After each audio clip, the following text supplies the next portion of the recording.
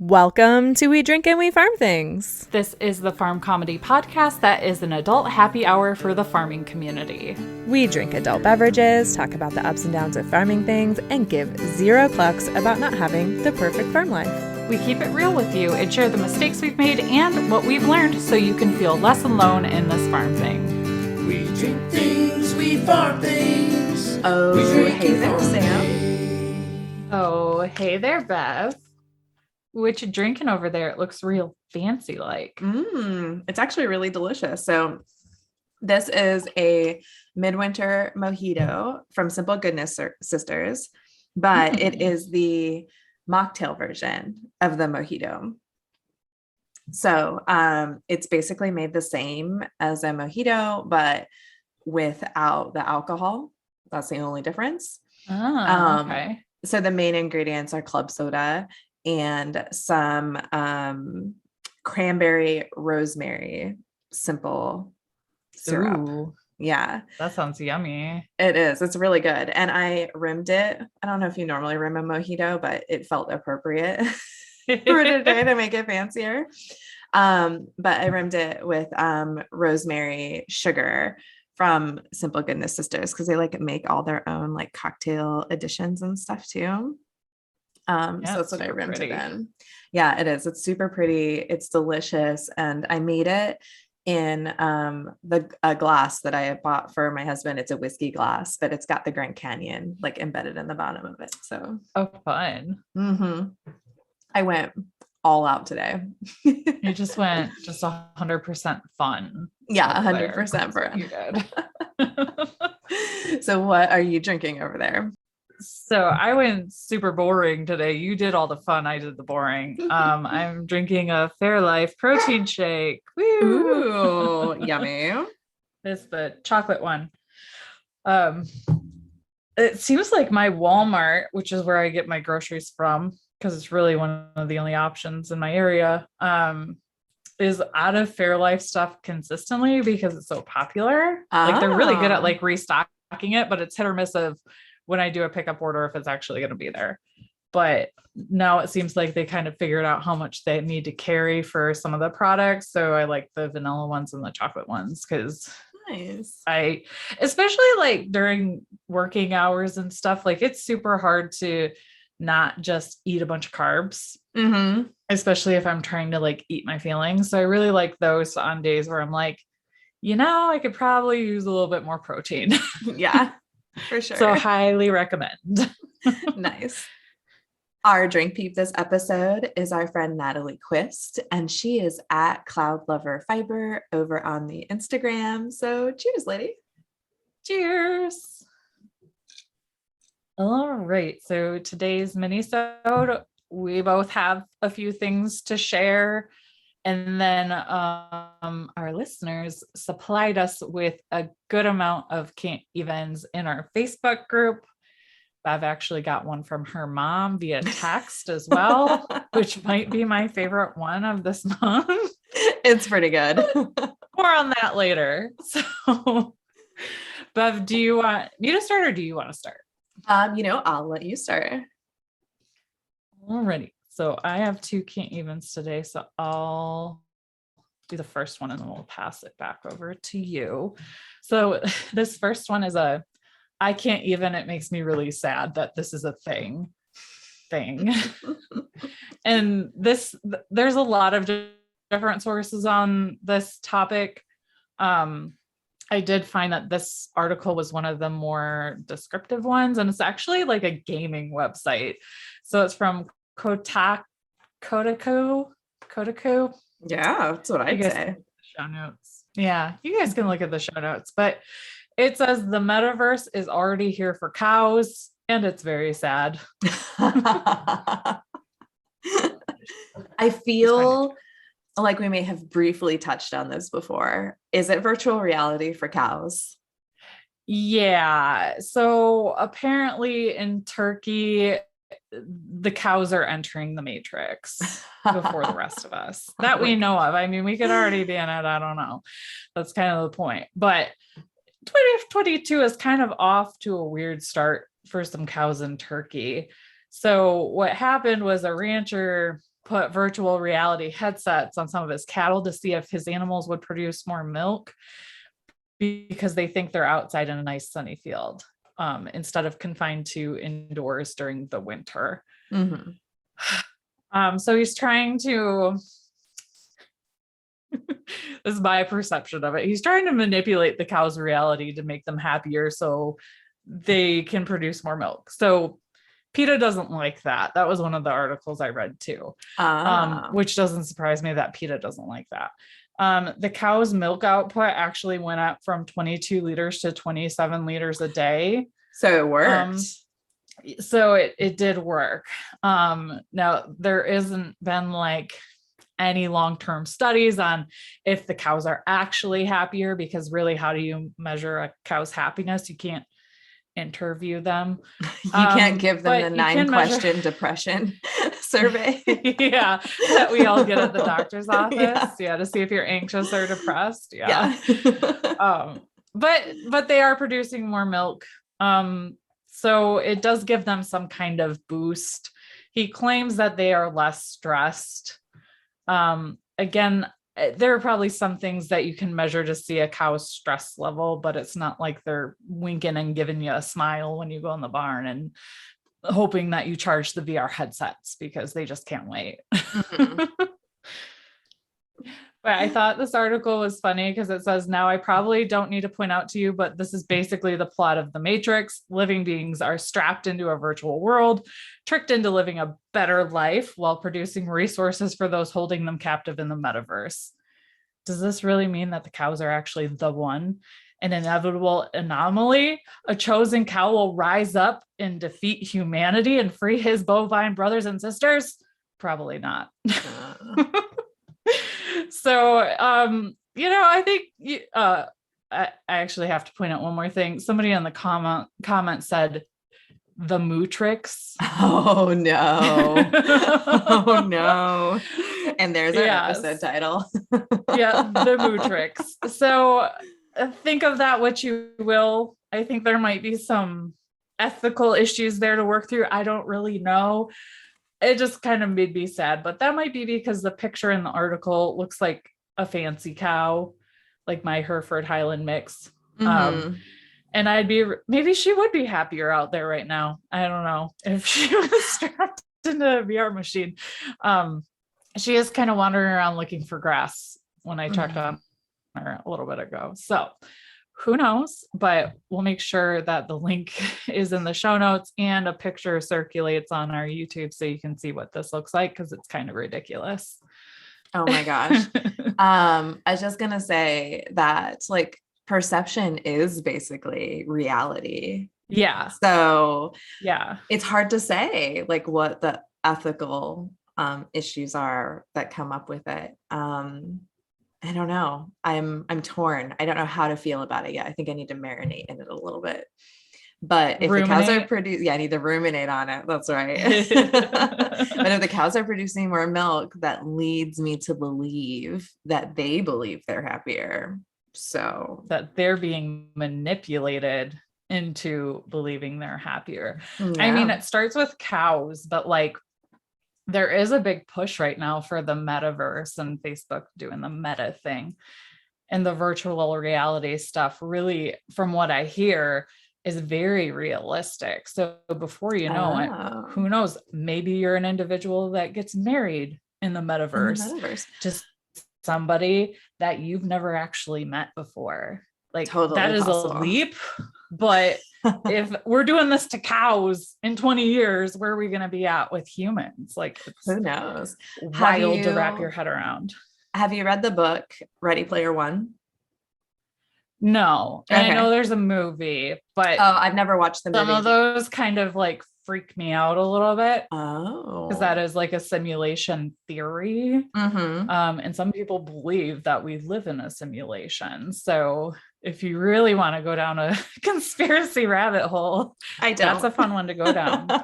Yeah. No, it's a wild to think about, but no, I haven't seen that one yet or read it. It's a really good book. I highly recommend it. And I highly recommend the audiobook because it is narrated by Will Wheaton. Oh, nice. Yeah, so it's good. Yeah, I thoroughly enjoyed it while mowing a couple summers ago. So yeah, it's a good mowing listen. Good one. Yep. So I don't have any can't evens for this minisode, but I will tell a quick story because I think it's kind of interesting and fun. But I'm not 100% sure that I have made the right decision yet. And we'll get more into that in a second. But that's, I think, kind of the interesting or fun thing I think about farming and doing what we do is that we get the opportunity to give things a try and then change our minds, like when it doesn't work out, if it doesn't work out. So when we raised meat chickens this winter from Meyer Hatchery, and we got 21 of them. 19 of them survived into adulthood, and we processed 18 of them. So one chicken got pardoned, and we named her Dolly Pardon. That's so cute. Yeah. So what led you to that decision? So a couple of things. She is a lot smaller than the other Rainbow Rangers. So she wasn't really of size for butchering, in my opinion. Not that I'm professional at it or anything, but we have done several rounds, and I picked her up and I was like, no, this is going to be more work than it's worth. Yeah. Especially like when it's 2 degrees outside. Yeah. It's super cold. Oh my gosh. We had to process in the barn this winter, like without running water. Because, everything was frozen. It was just the way that the timing worked out. It had its pros and cons, and we can dive into that later, but she didn't seem like she was big enough. But also, like, there's just something about her feather pattern that was just really stunning. She just did not look like the other Rainbow Rangers. Now, she probably is a Rainbow Ranger because her feet look like a Rainbow Ranger's and her body shape is like a Rainbow Ranger. She's just smaller. And they are a cross between breeds. So I imagine that there's some variation in there. I mean, I know that none of mine looked identical, if that makes sense. Yeah. Like there was some color similarities, like a lot of similarities between them, and she just like really stood out as being totally different. So that's another reason too. I was curious. I wanted to see how she grew out. If she ended up living a long life or bulking up or or whether she like succumbs to the typical broiler type of chicken health issues. And so far it's been several weeks. It's been over a month at least. And she's fine. She seems totally fine. She is much bigger than she was when I pardoned her. So that's why I'm thinking that maybe she just needed more time. So I don't know that her pardon is going to be for forever because I won't let her suffer. That's my number one thing. Like if I recognize that she's getting too big, I'm not going to do it. But she roosts with all of our other chickens. She free ranges with them. She doesn't appear to overeat. Like, the coop door opens and she runs out with all the other ones and is super active. So for now, I think we're good. And I think it's a good decision.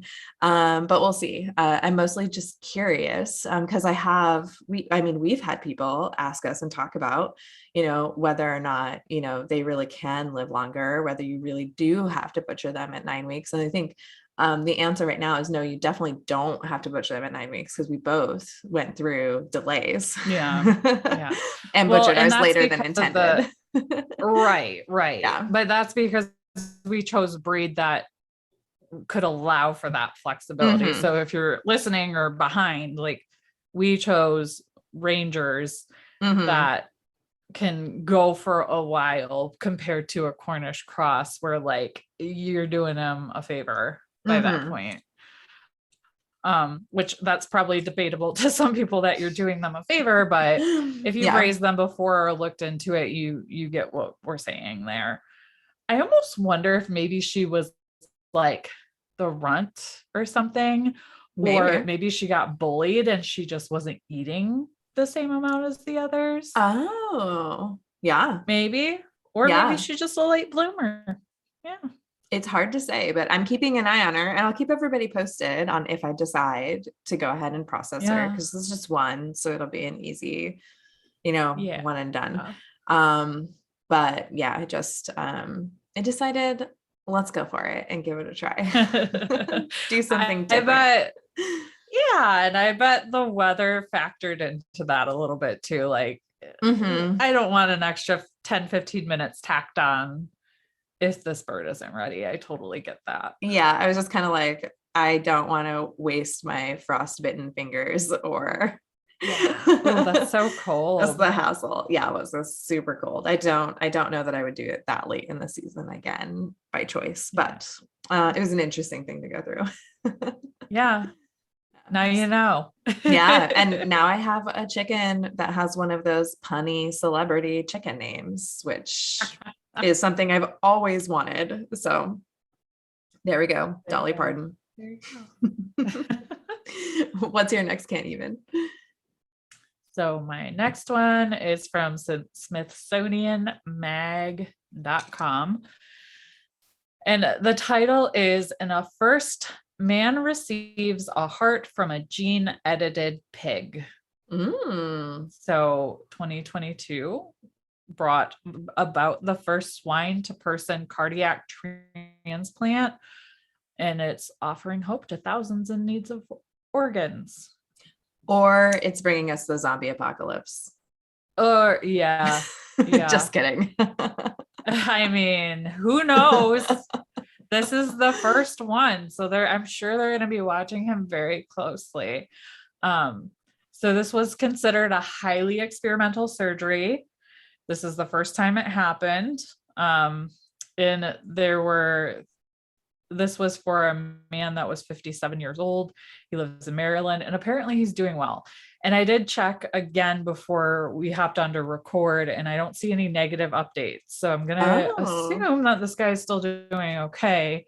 This article ran on January 11th. Okay. Yeah. So apparently this guy didn't have other options based on his health history.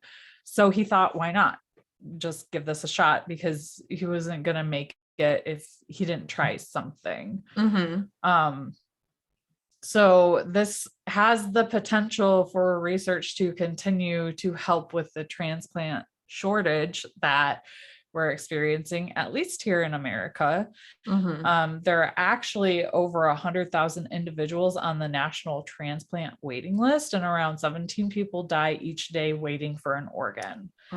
So this kind of makes things a little more hopeful that there might be a unique solution.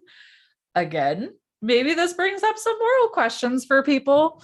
But this one makes a little more sense to me than virtual reality cows. But that could definitely be subjective by the person, like what their threshold of strange is. And apparently, a 1-year-old, 240-pound pig that was gene edited, that was bred specifically for saving a life, is okay. I think it's a really cool medical breakthrough for humanity. Right. For sure. Obviously, they need like long-term, how is this dude doing? Does this only work for certain organs? Things like that. But props to that guy for being brave enough to do it. And for the medical team, apparently it was an 8-hour surgery. So go University of Maryland Medical Center. That's amazing. And who knows, maybe it'll be a new farming venture somebody can get into, like raising hogs for transplants. Like, I mean, that's got to be a specialty, right? Yeah. I would imagine. And the pigs have to be raised somewhere. Yes. Yes, it'll be interesting since I think there are some genetic modifications that have to take place for it to be compatible with the human body. It doesn't really go into like how the pig was raised or anything like that. I'm not sure how certain groups like vegans would feel about that sort of thing either, but it's interesting nonetheless. My guess is that they used CRISPR. That's like the gene editing tool. It's getting a lot of press like over the last few years. It's done some pretty cool medical breakthrough stuff. So that'd be my guess, but I would be interested to learn more about that someday. Yeah. I'm sure they're keeping it a little hush hush because there's going to be a lot of money in that too. Oh, I'm sure. Just like there is in everything. Yep. All right, so let's jump into some listener can't evens. Oh, and they're so good this month. So good. Yes. And our first one is from Katie Montgomery, our teammate. And she says, oh my heart and ovaries, laughing emojis. Hashtag I can't even with these babies. So there's a photographer, his or her business is Little Moments Photography.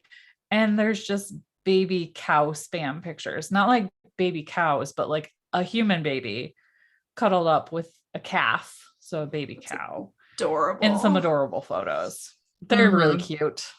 I echo Katie's heart and ovaries comment because they're just adorable. They're both sleeping and it's so precious.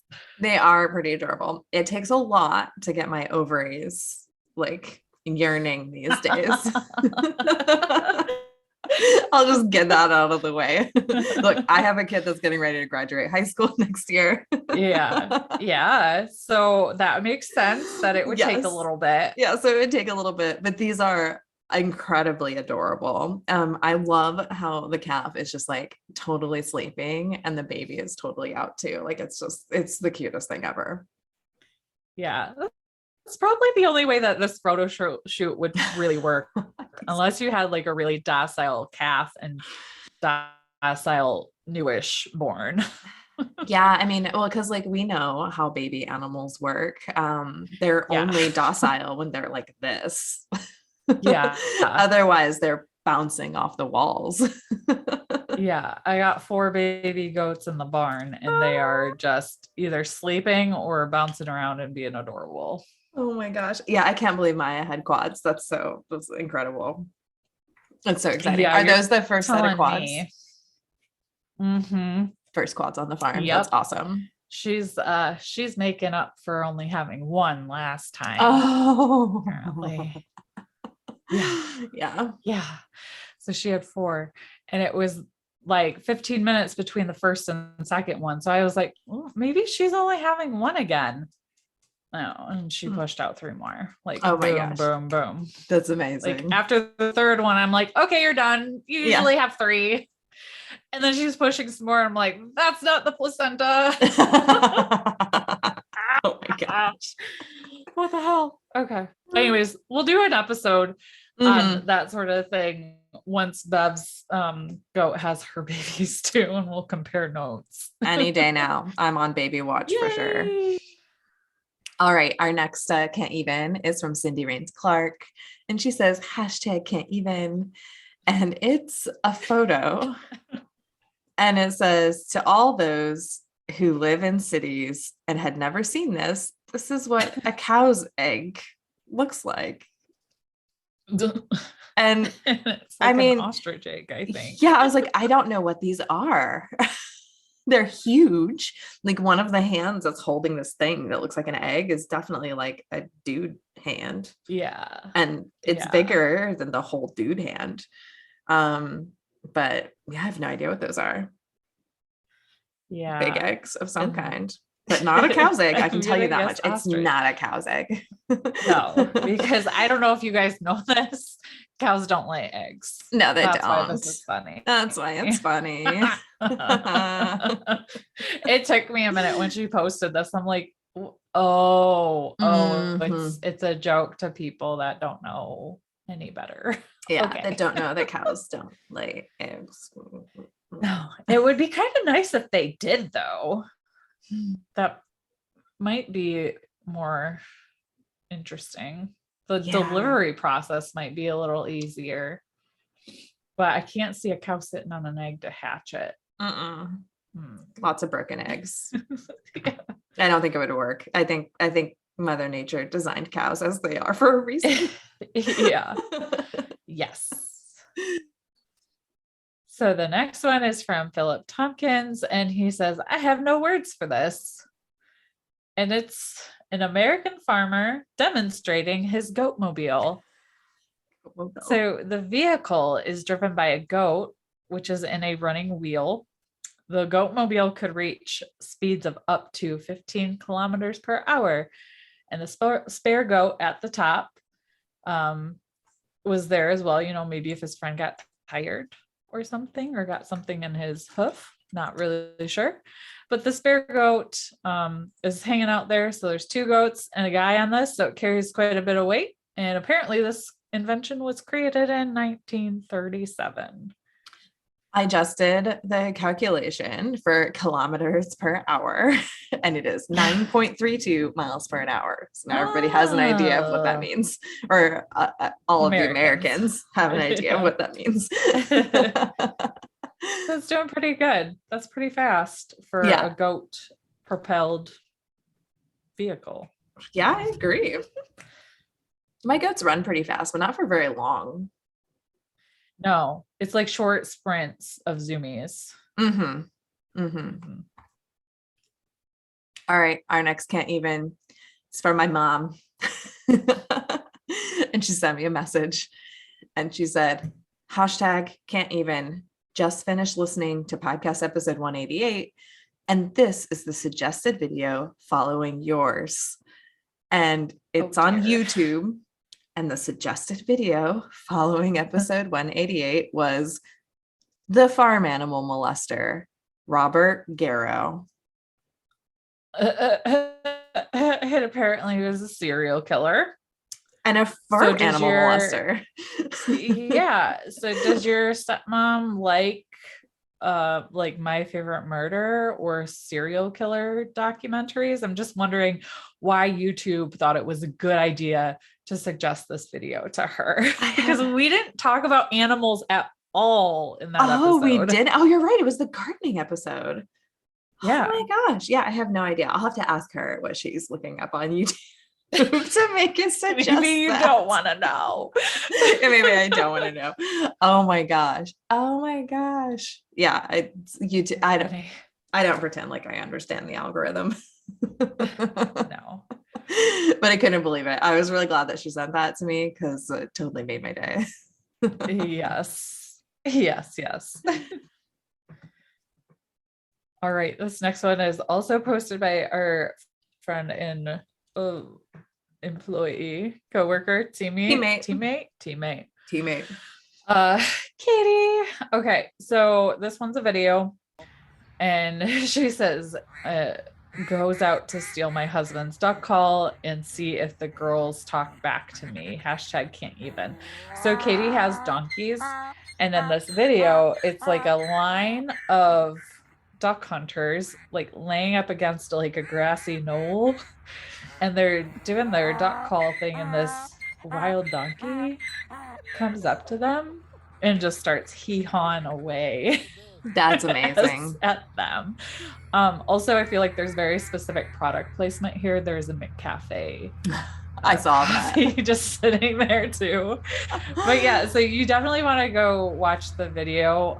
My dogs actually got really upset at the donkey noises, so I guess that means I shouldn't have donkeys ever, or they'll be displeased with me. But it's a pretty funny video to watch. Oh my gosh, if you had donkeys, your dogs would never stop barking. They would, it'd be in constant battle from inside and outside. Oh, I don't need that. No.